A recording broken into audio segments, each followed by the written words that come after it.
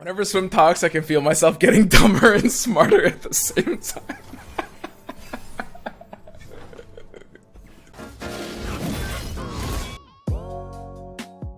Obviously, it depends, but step one, ask yourself, if he ruinates, am I still good? I play the Shadow Assassin, he's at 10 mana, he goes down to 1, he has no options at 1 mana. I have enough mana for my 4 Shadow Assassin, threatening the 4 to his 1, we're still good if he ruinates. So we play into the runation. That's the step one.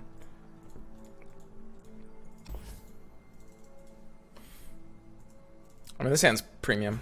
Why do you know about forks then? Because I think learning about strategy games can help you understand strategy in other games, even if you aren't using the knowledge for the game that it was intended for. Like there was this concept in Artifact that is sort of really hard to explain, but the closest comparison was the concept of Miai in Go. So I was just calling it Miai when I was like explaining. It was a very, very rare board state in Artifact, but I don't play Go at all. I suck at Go. I've played like 1 game in my entire life. And I don't pretend to be good, but it's for people that do play it. It's a good way to understand it. But also, just being able to relate concepts across games is really important.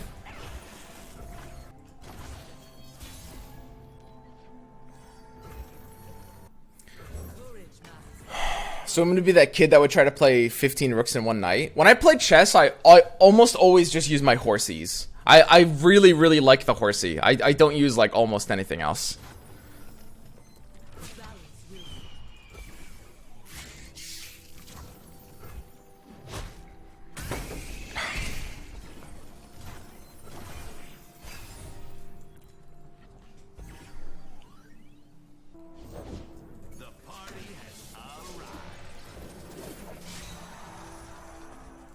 Yeah, I mean, this is the easy race. Bad card.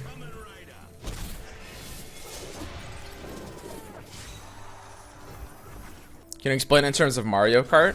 Okay, so this game right now, basically the opponent and I are just racing each other down on the Nexus, right? So this is sort of like Mario Kart. The amount of Nexus health is proportional to like the amount of meters to win. And by playing certain cards on your opponent, it's sort of like using like banana peels right in front of them. When you get ahead of them, you get a little bit of an advantage in this case with the idea of like being able to use banana peels because you're tripping up your opponent and making them into like awkward situations where they have to either avoid the peel or play into it, and even if they go around the peel, they will lose out on value and you'll be able to win the race. So you want to get ahead of them. And this is the format, like competitive rules, blue shell disabled.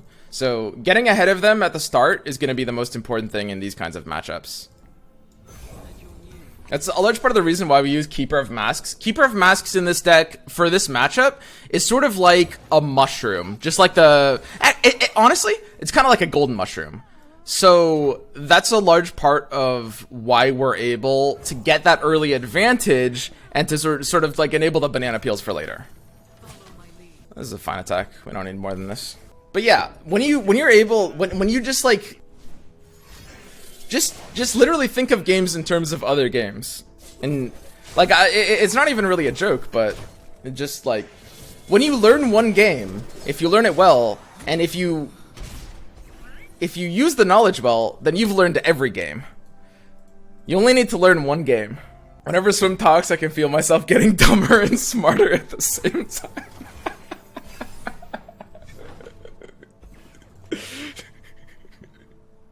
Like programming languages? Yes, exactly. I'm not even joking. It is exactly like programming languages. That is an amazing comparison. Perfect. I mean, I should take a defensive furry here, I think. I think it does end up ahead. Just gotta play, you know, very, very safe. There's a consideration to have used it on the other target, though. That could have been right. Because, like, I am giving him an out for his axe. And axe is going to have value here because we're in a matchup where he's always going to be able to discard something for value. So, it's fine, though. I find if you just, like, maximizes your losses against this deck in terms of HP, there's kind of, like, There's sort of no way to lose. It's actually like impossible at that point. Zed's good here. Yeah, Darius could be a threat. This could be the one board where this works out well for him.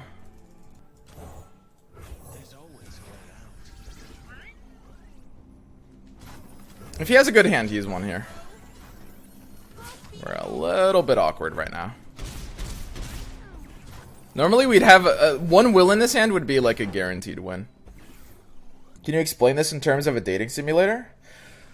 Okay, so dating simulator. So basically there's a bunch of different like waifus in the game, and each waifu is an effectively answerable concept, right? That's what one of the waifus is going to represent. So the way to play this game is to basically figure out, you need to figure out in your head a list of all the different all the different gifts that everyone likes. It's like one of those dating simulators, but there's no specific guide on which girl likes which individual present, right? Like, for example, one of the most important things here is Darius's favorite gift is this, Will of Ionia. And that's something we have to figure out on our own, right? So we're gonna give the Darius the Will of Ionia here, and we're gonna be re-threatening our own developed lethal. He's on a 5-card hand. We're one short of the potential lethal here, so there's a chance we have to tank 2.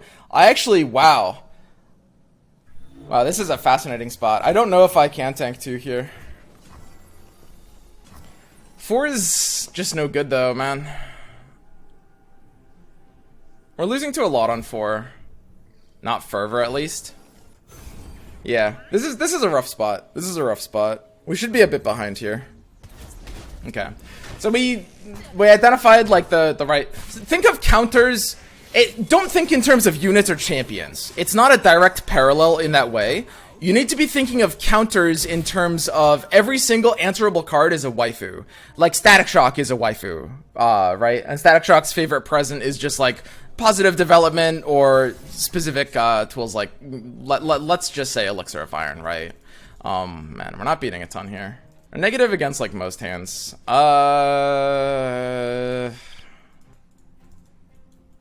This is quite bad.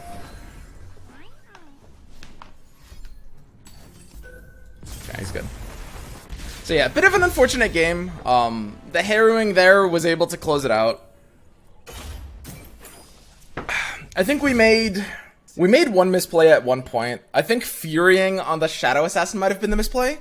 I've been in the pattern of playing that matchup incredibly defensively, and that might have been I think that's a game where we got punished by playing a bit too defensively. If we just keep the Shadow Assassin up and like re-threaten lethal, then we should be able to clock him one turn sooner.